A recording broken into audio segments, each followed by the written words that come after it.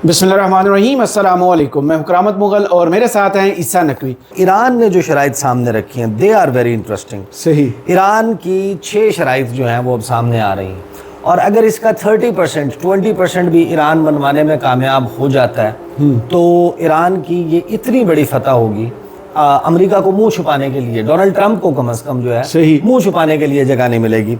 अब जो senior Iranian officials हैं वो ये बता रहे हैं कि हमने 6 शराइत जो हैं जो सामने रख सकते हैं हम इन मुज़ाकरात के लिए।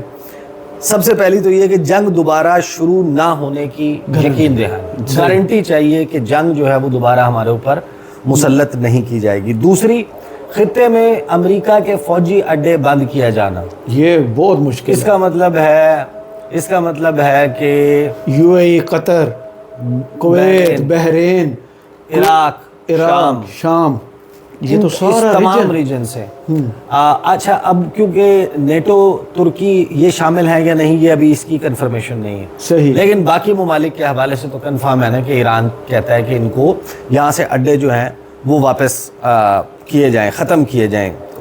तीसरी जो है, जारे को पीछे धकेलना और ईरान को हर्जाने की अदायगी है। अब ये जो हर्जाने की अदायगी है ये लगभग $1 ट्रिलियन की। सही। 1000 अरब डॉलर की। चौथी शर्त तमाम इलाकाई फ्रंट्स पर जंग का खात्मा। इसका मतलब यह यमन में, लबनान में, जो हमले सीरिया में या इराक में हो रहे हैं, उर्दन में जो हुए, जो गजा में हो रहे हैं, गजा में जी, इन तमाम जगहों पर जंगबंदी जो है वो मुकम्मल तौर पर की जाए, ईरान की ये शर्त है। फिर उसके बाद ख़ास तौर पर बड़ी इंपॉर्टेंट है, 5वीं जो उनकी शर्त है कि आबनाए हुर्मुज़ के लिए नए कानूनी रजीम पर अमल दरामद किया जाना है। इसका क्या मतलब है जी? कि इसका मतलब ये है, ये पेट्रो डॉलर और पेट्रो युआन वाला मामला नहीं है, वो आगे चल के शायद किसी स्टेज के ऊपर आएगा। जिस तरह स्वेज कैनाल से या पनामा कैनाल से गुजरने के लिए फ़ी चार्ज होती है, $2 लाख फ़ी शिप, $7 लाख, इससे ज़्यादा भी होती है, इससे कम भी होती है। हर बहरी जहाज़, तेल बरदार जहाज़ जो यहाँ से गुजरेगा आबनाए हुर्मुज़ से, वो एक ट्रांजिट फ़ीस जो है वो ईरान को अदा करेगा। सही। उसमें मैं कैलकुलेशन देख रहा था, कुछ लोगों ने ये रिपोर्ट किया है कि जो एनुअल एवरेज ट्रैफिक है उस पर अगर ईरान ये चार्ज करने में और चार्जेस लेने में कामयाब हो जाता है तो वो तकरीबन $800 अरब सालाना बनेगा, $800 बिलियन। सही। तो आप अंदाज़ा लगाएं कि ईरान अगर 30% भी अपनी शराइत बनवाने में कामयाब हो जाता है तो ईरान की ये कितनी बड़ी फतह होगी। और उसी की वजह से देखें, जो अब हम देख रहे हैं, ये अनवर गरगाश का मैं ज़रा ट्वीट निकाल लेता हूँ, अरबी ज़बान में उन्होंने किया है और उसमें एक गुस्सा और फ्रस्ट्रेशन नज़र आती है, क्योंकि यूएई को ये लगता है कि इस सारे मामले में सबसे ज़्यादा नुकसान जो है वो हमारा हुआ। सही कह रहे हैं हम। क्योंकि इस रीजन में मिडिल ईस्ट का एंटरटेनमेंट एंड इन्वेस्टमेंट कैपिटल थे। सही। दुबई था ना, सेफेस्ट हब बनाया था बिजनेस के लिए, रहने के लिए। हाँ जी। जिसने सैरो तफरी करनी है, जिसने अयाशी करनी है, उसने जनाब यूएई जाना है, मुत्तहिदा अरब अमारात। किधर जा रहे हैं जी? दुबई जा रहे हैं। उनका जो इस नुकसान है वो सबसे ज़्यादा है, और इस सारी लड़ाई में उनको ये लग रहा है कि सऊदी अरब को कूदना चाहिए था। सऊदी अरब कूदता तो पाकिस्तान भी उसमें शामिल हो जाता। मैं ये ज़रा माइक ठीक कर लूँ, चले, आपकी आवाज़ आ रही है। पाकिस्तान भी उसमें शामिल हो जाता। अब क्योंकि उनको ये लगता है कि शामिल नहीं हुआ, सऊदी अरब को जिस तरीके से शामिल होना चाहिए था, तो अब गुस्सा चेक करें। अनवर गरगाश जो है, he is a very close adviser to Mohammad बिन ज़ैद जी, वो लिखते हैं, we in the Arab gulf states have the right to wonder, कि हमें यहाँ जो अरब खलीजी रियासतें हैं, ममालिक हैं, उनमें हमें ये हक़ हासिल है कि हम ये सोचें, where are the joint Arab and Islamic institutions, कि कहाँ गए वो अरब और इस्लामिक इंस्टीट्यूशंस। अच्छा, इनको ये ख्याल नहीं आया जब ईरान के ऊपर हमला हुआ तब वो भी तो इस्लामिक ऑर्गेनाइजेशन ऑफ OIC जो है उसका क्या किरदार होना चाहिए। OIC का किरदार यही है, वो जनाब इसको एक तरीके से सपोर्ट करते रहे, और अभी भी उनकी जो पोस्चरिंग है वो यही है कि सबसे ज़्यादा अगर कोई दिल बर्दाश्ता इस वक्त नज़र आ रहा है इन टॉक्स के हवाले से, एक है इसराइल, اس کو بڑا جو ہے وہ وہاں پر بے چینی ہے, وہاں پر ایک فرسٹریشن جو ہے, گروئنگ فرسٹریشن ان کے میڈیا میں جو کامنٹری ہو رہی ہے اس میں نظر آتی ہے. دوسرا پھر اس علاقے میں کچھ ممالک ہیں وہ یہ سوچتے ہیں کہ اگر اس معاملے پہ یہاں پر موجودہ رجیم قائم رہتی ہے, نظام قائم رہتا ہے, ان کے ڈرونز اسی طریقے سے قائم رہتے ہیں, ان کی ملٹری مائٹ ایسے ہی قائم رہتی ہے, ایران کی بیلسٹک میزائلز, کروز میزائلز, یہ اسی طریقے سے رہتا ہے, تو ہمارے لیے یہ بہت بڑا سیٹ بیک ہے اور ہمارے لیے فیوچر میں بڑا سیکیورٹی چیلنج ہے, کیونکہ جو ہمارا چوکیدار تھا اس جنگ سے یہ ثابت ہوا کہ اسے تو خود چوکیداری کی ضرورت ہے. صحیح, محافظ تو امریکہ تھا یہاں پر, بالکل ایسے ہی ہے. امریکہ نیٹ سیکیورٹی پرووائڈر تھا, وہ بار بار ان سے کہہ رہا ہے, نیٹو سے کہہ رہا ہے. ہاں, جو نیٹ سیکیورٹی پرووائڈر ہے وہ ان کو کہہ رہا ہے کہ بھائی تم جنگ میں کودو. تو وہ انور گرگاش کہتے ہیں where are the joint Arab and Islamic institutions chief among them the Arab League and the Organisation of Islamic Cooperation while our countries and peoples are subjected to this treacherous Iranian aggression and where are the major Arab and regional countries. اب وہ major عرب اور regional countries کون ہیں؟ وہ سعودی عرب کی بات کر رہے ہیں کہ وہ کہاں گئے, وہ جو میجر بڑے بڑے جو عرب ممالک تھے اور طاقتیں تھیں اس علاقے اس خطے کی, وہ کہاں غائب ہو گئی جب ہمارے اوپر جو ہے وہ حملے ہو رہے ہیں. ان دس ایبسنس اینڈ امپوٹنس, یہ جو ان کی غیر موجودگی ہے اور ان کا نامرد ہونا ہے, ان کی مردانگی کے اوپر انہوں نے سوال اٹھایا. It is unacceptable later to speak of the decline of the Arab and Islamic role or to criticize the American and Western presence.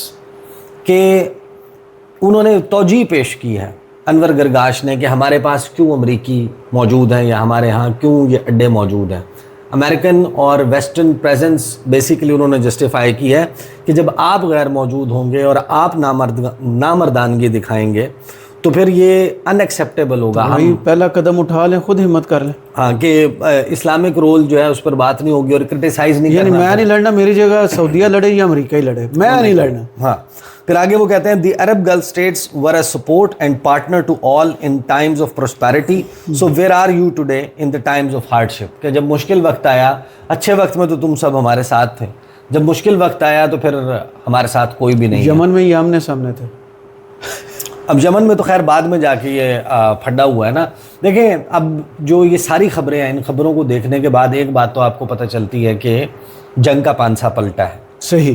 اگر کسی کو یہ لگتا ہے کہ جنگ کا پانسا جو ہے وہ کسی اور وجہ سے پلٹا ہے تو کچھ فیکٹس میں آپ کے سامنے رکھ دیتا ہوں. دیکھیں, ایران کے ڈرونز اور میزائلز انہوں نے جب اہداف کو نشانہ ٹھیک نشانہ, ہاں, کلین ہٹس لینا شروع کی تھی, اس وقت میں نے اپنی ویڈیوز میں کہنا شروع کر دیا تھا کہ اب یہ معاملہ یا تو امریکہ اور ایران کی طرف اسرائیل کی طرف سے کسی ایسے نیوکلیئر ٹپڈ میزائلز کے استعمال یا بڑی بربادی پھیلانے والی کارپٹ بومبنگ کی طرف جا سکتا ہے غصے میں آ کر, یا پھر یہ سیز فائر, یہ جنگ بندی کی طرف جائے گا. دیکھیں نا, تہران میں ایران کی جو آئل ریفائنری ہے اس کو اور ان کے جو آئل سٹوریج ڈیپو ہے اس کو نشانہ بنایا جاتا ہے. اگلے 2 گھنٹے میں کیا خبر آتی ہے, حیفا کی آئل ریفائنری جو ہے اس کے اوپر اٹیک, بحرین, قطر, جس وقت پارس گیس فیلڈ کو ہٹ کیا جاتا ہے اس سے اگلے چند گھنٹوں میں راس لفان جو LNG ٹرمینل ہے اس کے اوپر حملہ ہو جاتا ہے. سو مچ سو کہ قطر اس کے جواب میں یہ کہتا ہے کہ ہمیں سب پتہ چل رہا ہے کہ اس کا بینیفیشری کون ہے. وہ امریکہ کو تانا دے رہے تھے اور ان کی حفاظت کی ذمہ داری کس کی تھی؟ امریکہ کی تھی. اس جنگ میں ان کی سب سے الوداعد سب سے بڑی بیس ہے. جی جی بالکل, پورے ریجن میں. تو قطر نے اس کے اوپر غصہ دکھایا جب ایران کے دیگر جو آئل ریفائنریز ہیں, فار ایگزامپل کشم آئلینڈ پہ جو ڈی سیلینیشن پلانٹ ہے اس کے اوپر ہٹ ہوا, اسے 2 گھنٹے کے بعد پتہ چلا کہ بحرین کا ڈی سیلینیشن پلانٹ اڑا دیا ہے.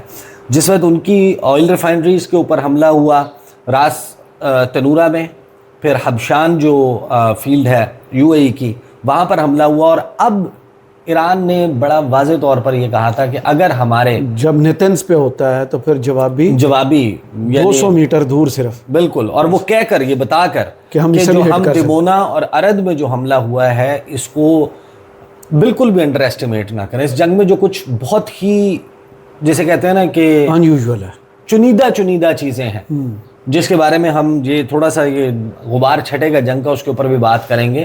اس میں کون سے انسیڈنٹس ہیں, ان میں سے ایک دیمونا اور ارد کا ہے. جی, اگر آپ پلانٹ ارتھ کے اوپر اس کرۂ ارض کے اوپر کچھ مقامات کا کہہ سکتے ہیں کہ they are the heavily most guarded places on earth, ان میں ارد اور دمونا شامل ہے. یعنی اسرائیل کے عزائم ذہن میں رکھیں، اسرائیلی لابی کا اثر و رسوخ، ان کا مال و دولت ذہن میں جنہوں رکھیں، نے آج تک اپنی باؤنڈریز ڈکلیئر نہیں کی، جن کا ان عزائم کو پورا کرنے کا اسلحہ اسرائیل نے ڈکلیئر تو نہیں کیا، لیکن اٹس این اوپن سیکرٹ کہ 80 سے 400 کے قریب ان کے پاس نیوکلیئر وار ہیڈز موجود ہیں. بالکل ایسے ہی. اور وہ کہاں پر ہیں؟ ارد میں اور دمونا میں. وہاں پر جو ہٹ کیا گیا ہے دا موسٹ گارڈڈ پلیسز. تو ایران نے اپنا جو ملٹری مسل ہے اور اپنے ایکوپمنٹ کی ایکوریسی جو پروو کی ہے، اس کے بعد یہ معاملہ یہاں پر آیا. اور ڈونلڈ ٹرمپ کو ایک بات تو سمجھ آ گئی تھی، یہ جو روس کے حوالے سے ولادیمیر زیلنسکی نے بات کی ہے، it has started to make sense. صحیح کہ رشیا نے کہیں نہ کہیں بہت زیادہ، رشیا کی انوالومنٹ ظاہر ہے کہ مرد میدان تو ایران خود رہا نا اس سارے معاملے میں، اور چائنا کے لیے بھی کاسٹ بہت زیادہ ہے.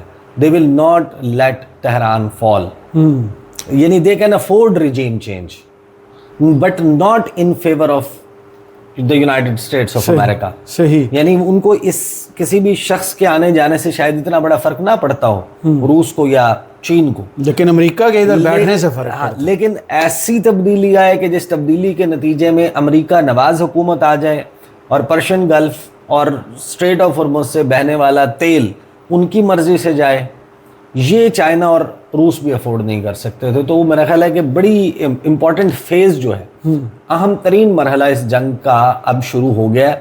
کیونکہ ابھی جب ہم بات کر رہے ہیں، مذاکرات کی بات تو چل رہی ہے، ڈونلڈ ٹرمپ نے اپنے اٹیکس پوسٹ پون کر دیے ہیں، لیکن اسرائیل کی طرف سے ایران کے جو انرجی کا انفراسٹرکچر ہے، پاور پلانٹس ہیں، ان کو نشانہ بنایا جا رہا ہے، اور جواب میں ایران کی طرف سے بھی بھرپور قسم کے حملے جاری ہیں. صحیح. بہت شکریہ عیسیٰ نقوی آپ کے تجزیے کا. کمنٹس باکس میں ضرور بتائیے گا یہ ویڈیو آپ کو کیسی لگی. اجازت دیجیے. اللہ حافظ.